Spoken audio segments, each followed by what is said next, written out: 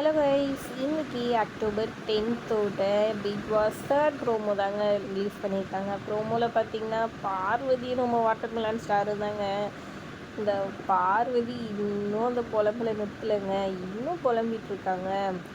என்னன்னு பார்த்தீங்கன்னா, கையை காமிச்சிங்க பாருங்கண்ணே, இங்கே பாருங்கண்ணே, இவ்வளோ கேவலமாகண்ணா பண்ணுவாங்க, இப்படியெல்லாமாண்ணா இருப்பாங்க, இப்படியெல்லாம் பண்ணிவிட்டு எப்படின்னு கூச்சமே இல்லாமல் நல்லா வந்து என்கிட்ட பேசுகிறாங்க அப்படின்னு வந்துட்டு புலம்புறாங்க.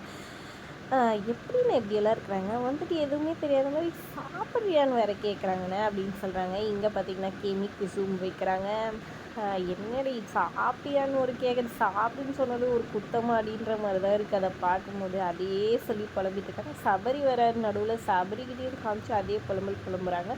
நம்ம பேசுறதெல்லாம் கேட்டுன்னு இருக்கோம், அப்படியே தெரியாத மாதிரி ஆக்டிங் பண்ணுறது அப்படின்ட்டு பாரு ஒரு பக்கம் சொல்லிட்டு இருக்காங்க. என்ன மேனரிசம் இது, எனக்கு ஒன்றுமே புரியல. ஒரு விளையாட்டுன்னு வந்தால் வெற்றி தோல்வி எல்லாமே சமமாக தான் இருக்கும்.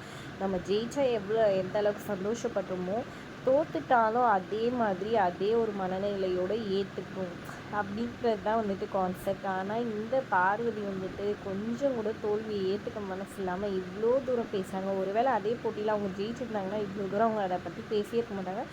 இவ்வளோ இது பண்ணியும் நான் வந்து சூப்பராக ஜெயிச்சிட்டேன் அப்படின்னு தான் பெருமையாக பேசிகிட்டு இருப்பாங்கன்னு எனக்கு தோணுது. நீங்கள் என்ன நினைக்கிறீங்கன்றதை மறக்காமல் கமெண்ட் பண்ணுங்கள். வீடியோ பிடிச்சிருந்தா லைக் பண்ணிக்கோங்க.